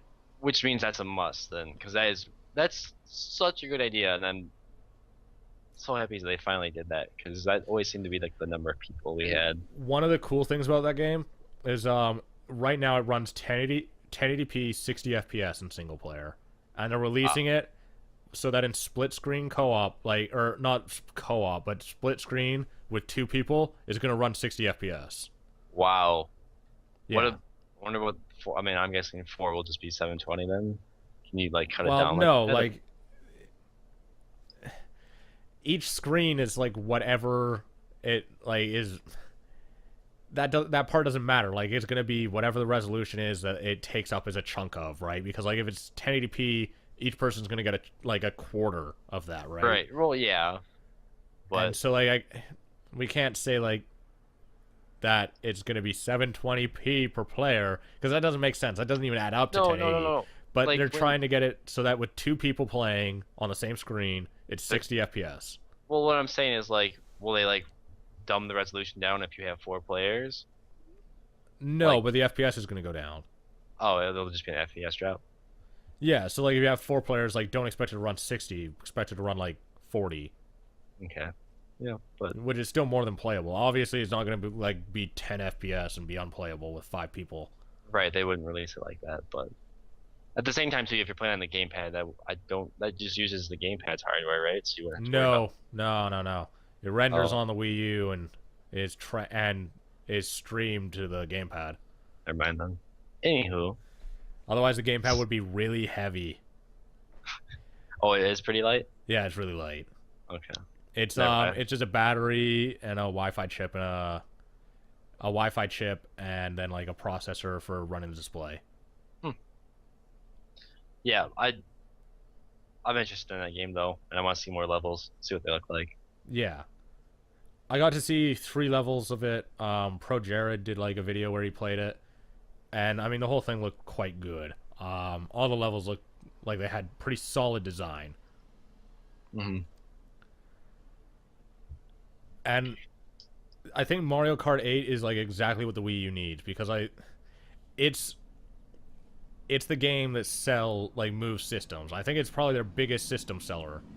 Like the Mario Kart has like been directly correlated with an increase in sales for pretty much every single Nintendo system. Like the 3DS wasn't doing very well. Mario Kart. Actually, did the 3DS get a Mario Kart yet? I'm pretty sure it did. Yeah. But like it was same thing with the Wii, like there was nothing there for they got Mario Kart 7. The Wii pretty much didn't have any core games, got Mario Kart, would have been an increase in sales. 3DS, Mario Kart, increase in sales. The only other franchise that does that for Nintendo, which is one we're about to talk about, Smash Bros. Yeah. So they announced the new Super Smash Bros. In the Nintendo Direct, blew everyone's goddamn mind. Yeah. So, when are you gonna buy your Wii U? When this game comes out, maybe. To be honest, that's maybe or around then, Christmas time. Well, this isn't coming out. Okay, Mario Kart is coming out this fall. Smash Bros. Is coming out 2014. Yeah, I can wait for that title. Like, I'm excited for it, but I don't want to get overhyped like I did for Brawl. I just want to get it, have my system, play it, and then be whatever. But How I'm can you excited not be for it. overhyped for this? It's got the Villager. That The was kind of Villager. I've never played Animal Crossing, so I never really that part. I was like, whatever. It's He's Excuse me, going Brit. to capture Mario with his bug net, tie him to a tree, and chop him down with his axe. yeah, very brutal. Or drop a bowling ball on his head, whichever one. Or drop a bowling ball on his head. Yeah, it very unique character. I kind of like that, but he feels like a Game and Watch. So I'm like, eh. He feels like a Game & Watch. You wait till later when we're discussing the other characters. And then, of course, one of the biggest reveals, I think, for Super Smash, Mega Man, finally in Smash. Yeah. He doesn't even look like he... Did you watch the video about how Mega Man plays? Like, there's a video just talking about Mega Man. Sakurai explains about it. Yeah, he doesn't even look like he plays like any of the other Smash characters, like, ever. No. He can walk and shoot his gun, Yeah, which is shoot his blaster, bogus, but deal with I'm it. sure. I'm sure he doesn't do. I mean, obviously it's gonna be balanced. I would hope, but yeah, he's completely different than everybody. Did they explain the system of him switching between boss? No, they didn't. Okay, which that's the most like that's where I'm the most curious because it like how the hell are they gonna work that in? Uh, looks cool though. I did see, not in a trailer or anything, but I think it was just with an interview. They talked about the speed of the game, and it's gonna be between Brawl and Melee, Oh which yeah, they gave everyone like a across the board speed increase. yeah, Thank which God. yeah, Brawl was slow, and I didn't really enjoy it as much as Melee. And also they added multiple air dodging, which they took out from Melee to Brawl, And they took out tripping. and they took out tripping because that was the fucking stupidest idea anyone ever had. Um, So before we yeah. keep discussing this here Smash, did you see the other character they announced? Oh yeah, yeah, I did. I Wii know. Fit motherfucking trainer. Yeah, OP is balls. I'm I'm gonna main the Wii Fit trainer. tier one, right there. She's gonna be banned in competitive play without a doubt. She's the new Meta Knight. Meta Knight will be allowed. Wii Fit trainer will not. Wii Fit trainer too OP.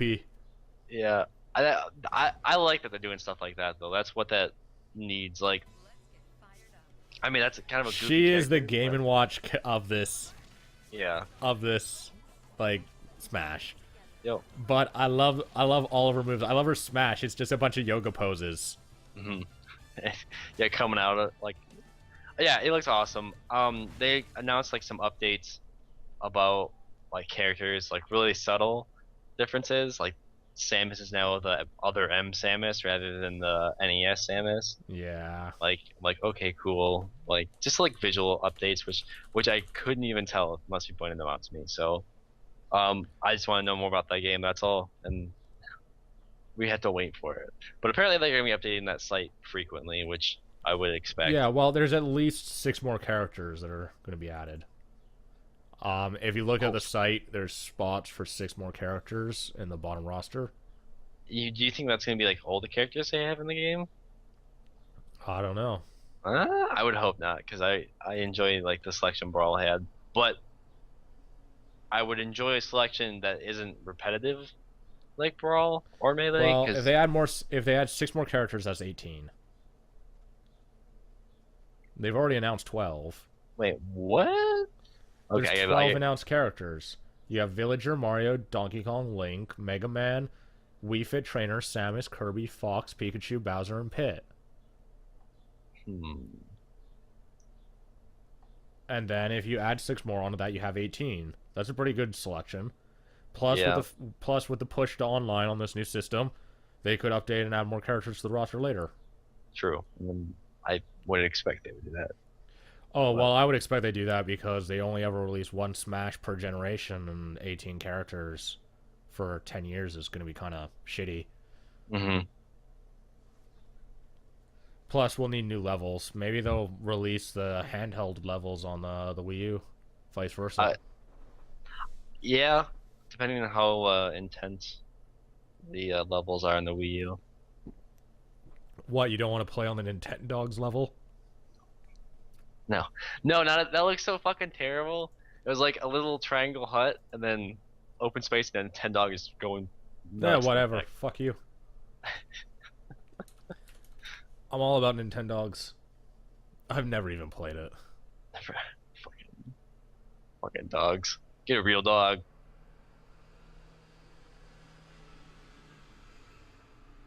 No, if I get a Wii U, I'm definitely picking the game up as soon as it comes out because I fucking love those games. So, and it looks crazy good too. Plus, probably have 5-player local. Oh shit, yeah, that that would be such a smart move too. Well, I would assume that it would because you can connect four controllers plus the gamepad. Hmm. So, like, obviously you're not gonna like off-screen play it because everyone's on the same screen, Right. but If like you have the ability you to still have connect, 5 controllers connected, so yeah, that's use fucking them. rad. Oh, that's so rad because that yeah, I like that. That's just ridiculous. Other than that, they haven't. I mean, like, I'm assuming most other characters play the same. They said Bowser stands more upright, but fuck, I don't know. That doesn't really tell us much. I'm excited though, and hopefully it's a good speed, which sounds like it will be. So Yeah, well, they gave every character a speed increase, so yeah, it's just hoping it's enough.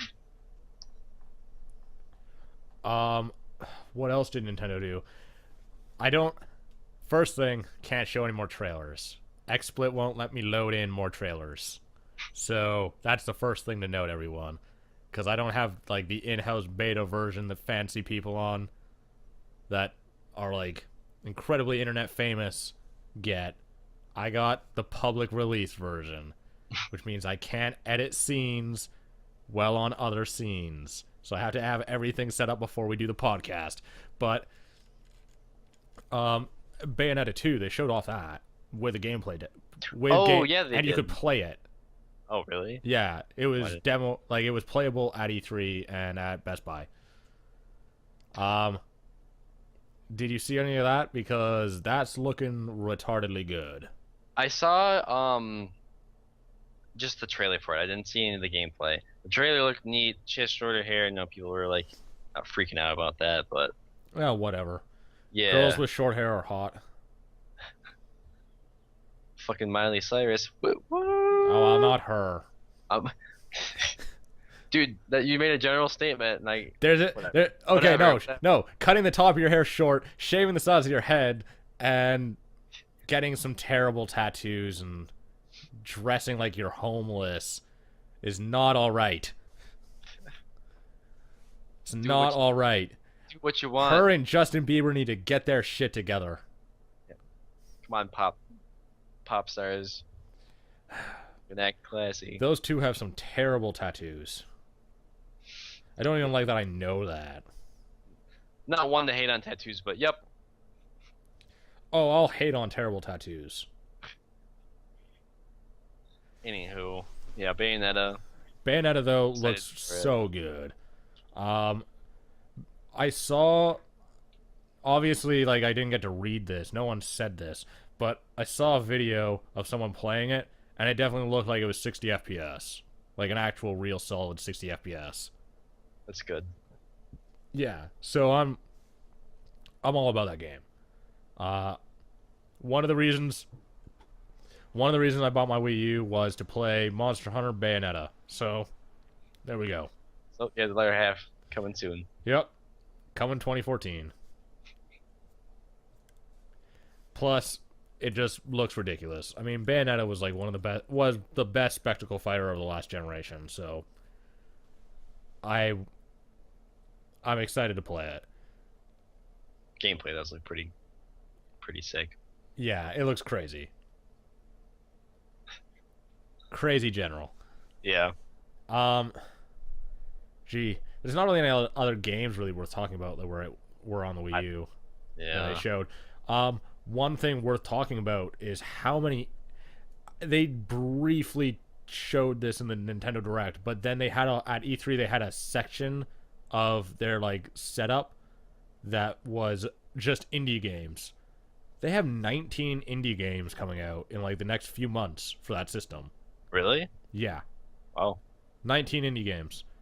Kind of blows Microsoft's 2 right out of the water Yeah. because 2 is a lot less than 19. And I'll a lot do of them that. are one of them's really cool. You have to Google this right now. So one of them's called A Hat in Time. It's currently has a Kickstarter, and it is a 3D platformer collectathon game, and it has local co-op possibly if they reach the stretch goal, and it's coming out for Wii U. And I was like, this game should definitely come out for the Wii U because it's coming out on PC and Wii U, and it's an old school 3D platformer like that was on the N64. Mm-hmm. So it's like the perfect platform for it. And it's coming out on the Wii U. Not coming out on the PS4, not coming out on the Xbox One, but it's coming out on the Wii U. And it looks like Super Mario 64 Banjo-Kazooie style gameplay with Wind Waker graphics, and the whole thing just looks charming as hell. It, yeah. I'm I'm like, all that game looks so good. I'm excited. If I had any money, I would back it, but I don't. Oh god. They've hit okay, they've got I'm looking at their stretch goals. They have developer commentary, co-op mode, sixth bonus chapter, full voice acting, and the seventh bonus chapter. They've all passed that, and they only need another $20,000 to hire Grant Kirkhope to do the soundtrack. And Grant Kirkhope's the guy who did he did Banjo Kazooie, Donkey Kong 64, GoldenEye. Like he did like all the old Rare songs. Really? Yeah. Oh, Wow. and he did Perfect Dark. I like that one. And he will do the soundtrack for one of the 7 like chapters. So I'm excited about that. Yeah, no, it does look pretty charming, so.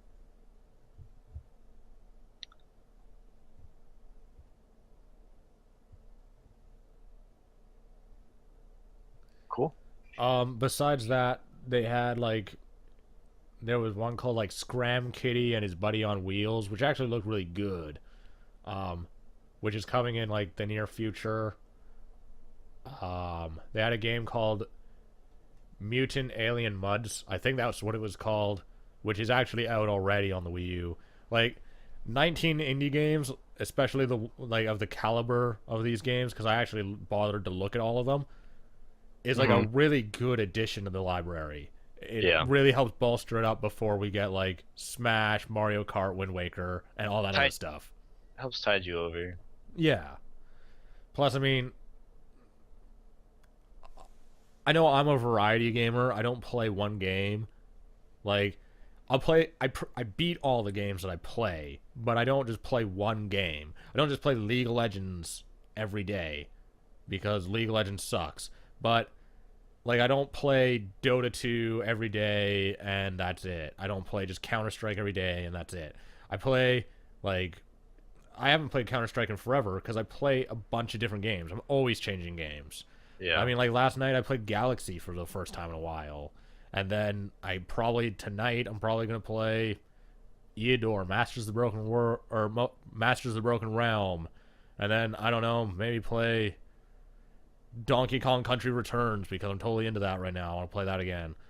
Like, I don't play one game. And so indie games are a really good way to like they're shorter and they're cheaper. So it's a really good way for me to just like play a game that's still of a really high quality but play a lot of them. Because I would rather play a lot of games than play one. Because I don't have the money to play $60 games all the time.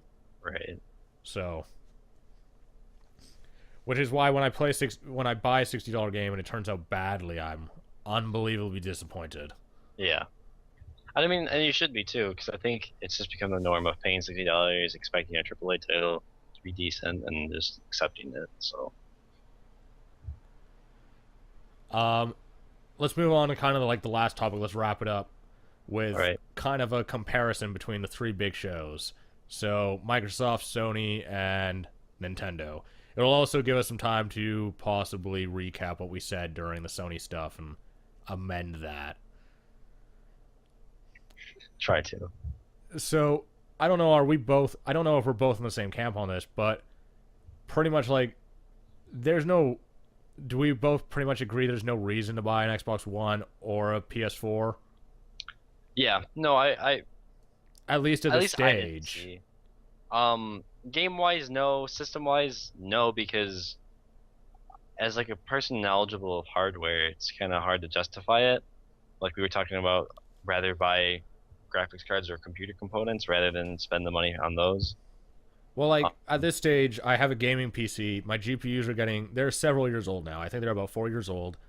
And to get ready for next gen, I'm gonna buy a $400 graphics card, and I'll have 2.5 times the graphics computing power of the PS4, which has, on paper, a lot more graphics computing power than the Xbox One. Right. And the PS4 and the Xbox One are not going to change in their power at all. Mm-mm. Not over the next decade.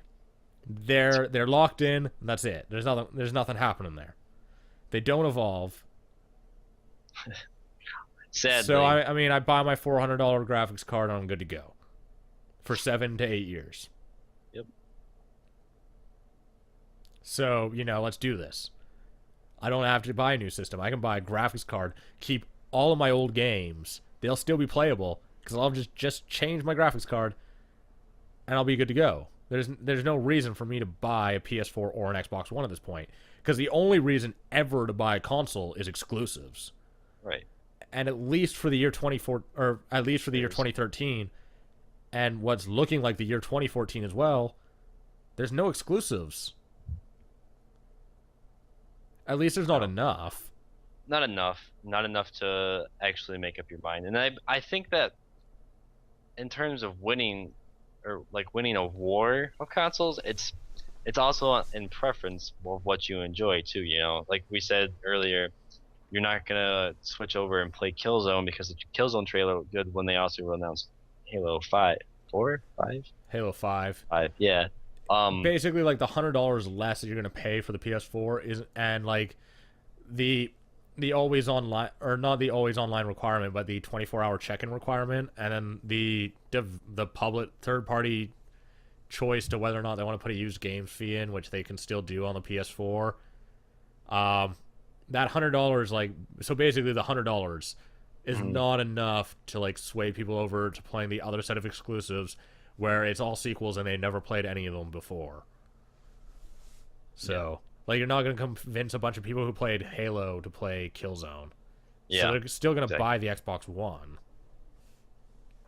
Plus, there's a lot of exclusive stuff, actually, for the Xbox One that makes me think it's probably going to win the next console generation among people who aren't really, like, everyone who's not screaming about the always online, or about the 24-hour check-in on the used games. Mm-hmm. I think that there's a lot there to convince those people to buy an Xbox One. You have exclusive EA Sports content. There's exclusive content for FIFA on the Xbox One. And FIFA's the #1 selling game in the world every goddamn year. Yeah. I think that the Xbox One probably just won Europe, if it isn't for the 21-hour or the 21 country release thing. Because it's only playable in 21 countries. Oh, really? Yes, because you have to have an Xbox Live account. And Xbox Live is only available in 21 countries. And the games are region locked. So if you're not in one of those 21 countries, you can't get games and you can't get an Xbox Live account. So you can't play the Xbox One. But, I mean, I think by next year, by mid-2014, there's going to be a lot of stuff for the Xbox One, and they're going to have launched in more countries. At least they'll have expanded their Xbox Live service to more countries, that they'll probably win the next generation.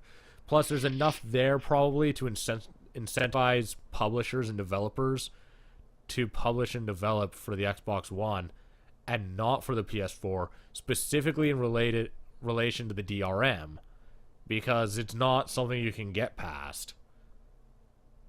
So, I mean, if you don't have to worry about piracy, you don't have to worry about used games, and you can make money off of used games, that might just be enough to convince publishers like EA to not release on the PS4 if there's enough of an install base for the Xbox One. And if you don't have EA, and you don't have Activision, they're going to dominate in Europe, and they're going to dominate in North America. I mean, they never did well in Asia anyways, so who cares? Yeah. I think that this is going to be a really interesting generation, because we're going to basically see whether or not games is enough to beat anti-consumer practices. Yeah, very true. But at this stage, I would have to advise strongly against pre-ordering a console. Because we have no clue how any of this is going to play out. And we talked about this. There's so much behind the curtain still that you don't really, like, I'd say, just wait and find something that actually sells it for you, rather than saying the common excuse of, oh, I'll buy a PS4 just because of these reasons, or yeah, no, it's there's no like definitive reason to buy either. There's no game reason why. There's no games for either of the damn systems. And so Yeah, like and it doesn't make like Gaikai has not launched will not be launched for the PS4 at launch. It won't launch until 2014. So we don't even know how the service is going to work. mhm. We don't know the changes that are coming to PSN besides the fact that you basically have to pay for it because you need online. You don't know what exactly how the Xbox One's going to play out either. You don't know what games are going to be there. You don't know how the online service is going to work. You don't know how the used game things work. You don't know how the fees are going to work. And so there's just not enough yet to actually be pre-ordering these damn things. And yet the only one actually that we do know how it works because the system's out and we know what games are coming because we've seen them and played the damn things, no one seems to care about, which is the Wii U. Like the only console that's like next gen that I would actually, well, I've already bought it because I wanted to play a game that already came out on it, but the only one I would consider buying is the Wii U. Like, why would you buy the Xbox? Is there any incentive to buy the Xbox or the PS4 at launch? Because they're big core games for their their big core franchises. We don't have an announced game from them.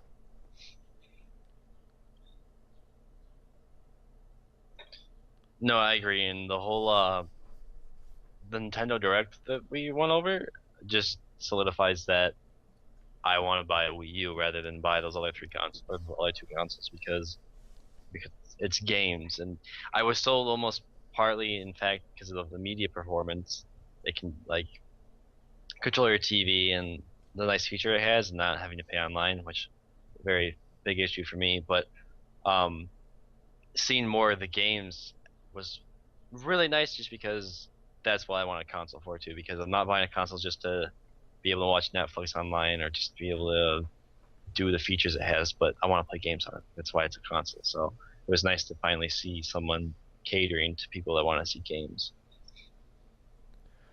So let's wrap this up with a really simple topic. Who do you think won E3 out of the big five conferences? So Microsoft, EA, Ubisoft, Sony, Nintendo. Personally, Ubisoft, I don't like to declare a winner in this, but if like personally, which one I'm more excited for, I would say Ubisoft.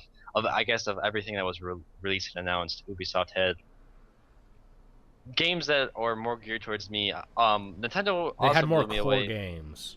They had more core games, right? And Nintendo blew me away with the fact that they announced all these titles that I love and enjoy and have played past versions of, and like am looking forward to like possibly getting. But if I never get a Wii, like a Wii U, then these Then games what's that it matter?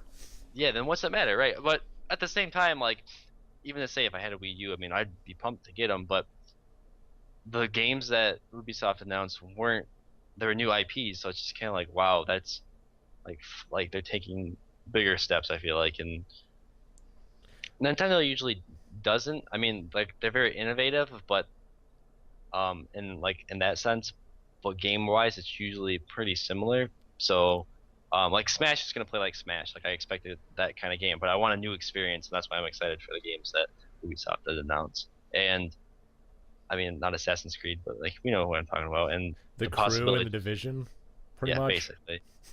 Which two games is whatever, but Well, they're two new um, IPs. right. But so I would say it's almost neck and neck between that and Nintendo, but more so Ubisoft because there'd be games I'm more geared towards probably buying in the future. So, but Um, I tend the PC side of me tends to agree with you. The childish wonderment side of me, which was not something that was until recently. So I like games with color. I always have, but yeah, I'll admit that when I like now my first games were like Baldur's Gate, Monkey Island, Age of Empires. I always played PC games. So I and as a result like PC games generally always were more mature, I guess, hmm than like console games because yeah, I wasn't a Nintendo kid. I had a Sega Genesis and I had a PC. I primarily played PC games. And so I've always played like lots of FPS and all this other kind of stuff. yeah, And so I never really had like a childish wonderment with games. It was always like more of an adult, I guess, response to games. Yeah. But I'm gonna go with Nintendo because the games that they showed made me feel happy, and the games that Ubisoft showed did not. Like, I was legitimately entertained just looking at their games. So that's enough for me. Plus, there were Yeah. so many of them. That's true. Like a bajillion is what we came to conclude in that. A bajillion. A bajillion. Well, if you Yeah, count no, the indie ones and the third-party stuff that they showed, yeah, there's a it's lot. it's There's more than 20 because it's a they lot of showed like content. they had like Arkham City. They showed Arkham City. They showed Watch Dogs. They showed Assassin's Creed 4. They showed 19 indie games. Which is exactly what you want because there's the selection that you need. Yeah. And it caters to everyone. In the last week, Um, they basically showed like 40 games, right, and it's and basically like pick what you want. everyone we else have it showed all. like 10. Yeah. Except Which- for like EA and Ubisoft, who showed like 5, but they're not console devs. They're not console manufacturers. They don't have like exclusives to show. They're only showing their work, and so 5's like that's a good amount of games for one Oh, publisher for like the next definitely. year. But I guess in the fact of whoa, of like Nintendo is that like that amount of games is just you have so many like fans of different calibers that you can like market towards, and that's just such a smart idea. And I mean, like you said, comparing Nintendo to Ubisoft is kind of different because Because like you have a console manufacturer versus a versus, publisher. right. And I do agree in the fact that I like Nintendo games because they're colorful and they're nice to look at. They don't bore you, and I feel like that might be the problem with The Division, is it seems like a very dark game, but I don't have a Wii U, so it's kind of hard to. Yeah, but I also like the Wii U isn't as new as these other. I mean, like the other consoles aren't even out. This has been out for what, 6 A months? year. A year? Well, it'll be Yeah. a year in the fall. It came out in like September, I think. So like it has a little time to build a base of games, and this was a good time to announce it, I think. So like announce that they have an army of games coming that are good titles. So Yeah, because one of the scary things with the Wii U is like it looked like there was going to be a year where they actually didn't basically release any games, and that their head start was wasted. But now it looks like we've got like 10 games coming this fall. I guess the head start wasn't wasted because they're the only one that's going to have 10 games. right, Everyone Right. else, like the Xbox One, the Xbone, and the PS4, they're only going to have like 4 games on them total. Not even like not exclusive games, just 4 games. yeah, Yeah, let's do it. Let's play 4 games. They don't have backwards compatibility either, so you can't even move your already existing library onto them. So it's like you've got 4 games to play on the system. Wii U, like you've got all your Wii games, you've got like all the new games that are coming out. You've got the few games that have come out, like Monster Hunter, like Nintendo Land, like Zombie U. So, I mean, yeah. there's a solid lineup there. But I think it's time that we wrap this up and stop wasting time and doing more wrap ups. This has been a long podcast, and we missed. Pretty long. Yeah, and it's okay. I think it's gonna come out to like an hour and a half of recording, but we lost 20 minutes. Right. Like, I mean, it's gonna come out. The finished product's gonna be like an hour and a half, and we lost 20 minutes of that. Like, So there's, that was like the 2 hours that we did record. which was fantastic stuff. Sorry you guys missed it. Yeah, I'm sorry you missed the only. We only pretty much talked about Kingdom Hearts 3 True. and how people in the room when we were watching the live stream and eating pizza stood up and started yelling. With pizza falling out of their mouths. Yeah. So, let's wrap this up. Oh, first thing, last kidding. thing before we wrap up. No podcast next week. I'm going in for oral surgery. My mouth will be swollen shut. So there will not be a podcast next week. We will return on the 30th of June, unless this is a 29-day month, in which case it's the 1st of July.